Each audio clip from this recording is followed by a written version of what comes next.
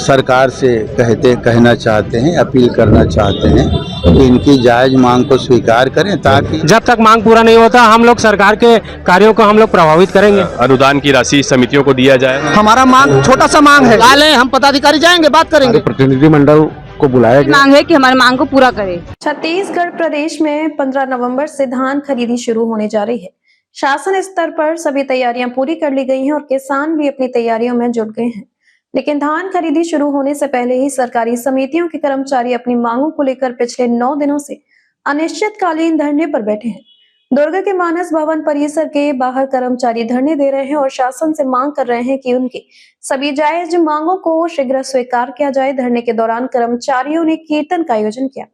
धरने को कांग्रेस का समर्थन भी मिला है। पूर्व गृह मंत्री ताम्रध्वज साहू ने धरना स्थल पहुंचकर कर्मचारियों का समर्थन किया और कहा कि उनकी मांगें पूरी तरह उचित हैं। उन्होंने शासन से अपील की है कि कर्मचारियों की समस्याओं पर गंभीरता से विचार कर जल्द समाधान निकाला जाए।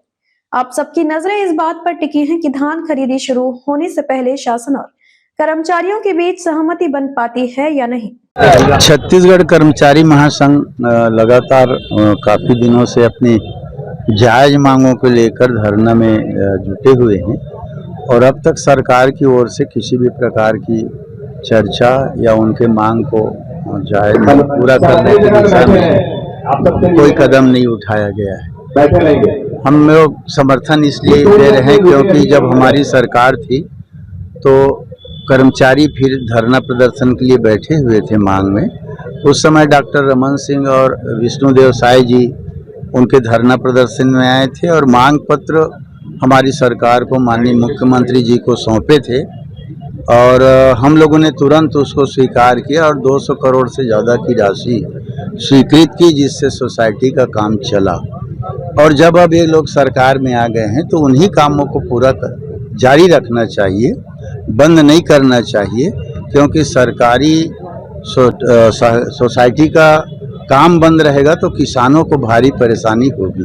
जैसे आज धान खरीदी के लिए टोकन कटना प्रारंभ होना था और कंप्यूटर सॉफ्टवेयर अपडेट नहीं हुआ है, आज चालू नहीं हुआ है, तो और धान कटाई शुरू हो गया है।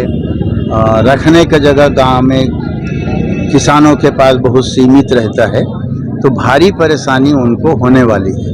तो जायज मांग को पूरा करने के लिए जो कदम संघ ने उठाया है उसका समर्थन कर हम लोग भी सरकार से कहना चाहते हैं, अपील करना चाहते हैं कि इनकी जायज मांग को स्वीकार करें, ताकि किसानों को धान बेचने में कोई समस्या न आन पड़े। आज पूर्व मंत्री जी पहुंचे, उनसे क्या मांगे रखी हैं आपने? और हमारे पूर्व गृह मंत्री आदरणीय ताम्रध्वज साहू हमारे ये 8वां दिन आंदोलन को समर्थन के लिए हमारे धरना स्थल मानस भवन दुर्ग के समीप पहुंचे हुए थे।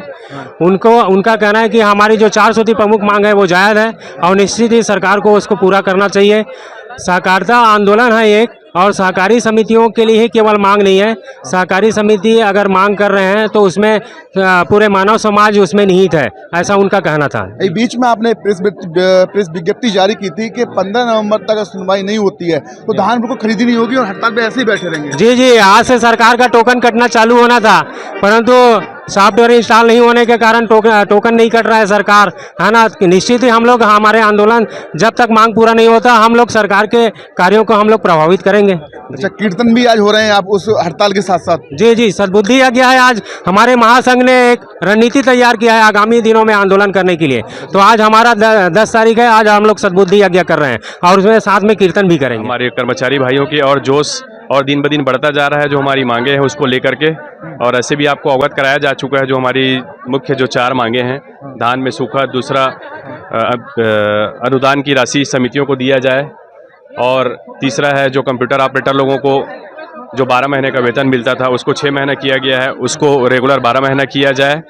और जो हमारा वेतन के लिए जो कमेटी बनी हुई है उसमें हमारे वेतन को संशोधित करते हुए सेवा नियम में बदलाव करने की जो मुख्य मांगे हैं, इस चीज़ को लेकर लड़े हुए हैं। और अभी भी धान खरीदी की तैयारी कहीं भी किसी भी समिति में नहीं किया गया है और ना ही डाटा एंट्री ऑपरेटर के द्वारा भी कोई ट्रायल लाइन में भाग लिया गया। देखिए, हमारे संगठन की ओर से महासंघ की तरफ से हमारा हड़ताल जो जारी है, जब तक मांग पूरा नहीं होगा हम लोग नहीं जाएंगे यहाँ से। नहीं जाएंगे? जी बिल्कुल। छोटा सा मांग है, इतना बड़े बड़े मंत्री लोग बैठे हैं, बाकी सब में अपना मांग पूरा कर लेते हैं उन लोग पक्ष विपक्ष एक होके। हमारा मांग छोटा सा मांग है, 60-62 करोड़ रुपए समथिंग लगता है। तो हम चाह रहे हैं हमारी मांग पूरा करे सरकार। आपके माध्यम से मैं चाहूंगा कि सरकार जल्द से जल्द हमारी मांग पूरा करे। देखिए, निश्चित रूप से हमारे बीच में समर्थन देने के लिए हमारे बीच में ताम्रध्वज साहू जी आदरणीय जो पूर्व कैबिनेट में मैंने इस स्टेट के गृह मंत्री और पीडब्ल्यूडी मंत्री से आए थे और हमें समर्थन उनका मिला है और उनके द्वारा सरकार तक हमारी बात पहुंचाने की उन्होंने बात कही है। हम तो 8 दिन से सरकार की ओर से बात पहुंचा रहे हैं, 8 दिन ही पिछले 2 साल से। और पिछले साल मैं आपको आपके चैनल के माध्यम से उनको तो पहचाना चाहूँगा कि माननीय मुख्यमंत्री के साथ हमारी बैठक हुई। बैठक होने के बाद जो हमारी मांग है उसके संबंध में विस्तार से चर्चा भी हुआ। चर्चा होने के बाद लिखित में हमें मंत्रालय का सरकार का पत्र भी मिला। पिछली साल क्या हुआ था, क्या मांगे रखी थी, क्या निर्णय लिया गया पिछले साल? निश्चित रूप से हमारी मांग तो 4 सूत्री है, लेकिन प्रमुख जो धान का जो सुखत है, उपार्जन केंद्र में जो धान पड़ा रहता है उसकी भरपाई की हम मांग कर रहे हैं 2023-24 और 24-25। 8 दिन हो गए, बोलते सुनवाई नहीं पहुंची सरकार तक। सीएम साहब से क्या कहेंगे आप? नहीं, शायद सरकार को संज्ञान लेना चाहिए, उनकी तक बात पहुंच गई है। लेकिन जिस स्तर से हमारी बातचीत वो करवा रहे हैं वो जो मांग है उस स्तर से संभव ही नहीं है। तो हम क्यों उनके पास बार बार उसी चीज़ को बार बार हमें वो किया जा रहा है, हतोत्साहित करने का प्रयास कर रहे हैं। माननीय मुख्यमंत्री जी और उनके जो प्रमुख सचिव स्तर के जो हैं वो स्वयं हमको बुला लें, हम पदाधिकारी जाएंगे, बात करेंगे। बात करो, तैयार है? बिल्कुल बात की चीज़ के तैयार है, लेकिन हम उनसे बात नहीं करेंगे जिनसे ये काम बनने वाला नहीं है। आज हमें कुछ सुगबुगाहट मिला है कि हमारे प्रतिनिधिमंडल को बुलाया गया है, तो हमारी कोर कमेटी की जो पूरे प्रदेश भर से 10 लोगों का 11 लोगों का जो हम कोर कमेटी बनाए हैं वो अभी 3 बजे यहाँ से रवाना होंगे।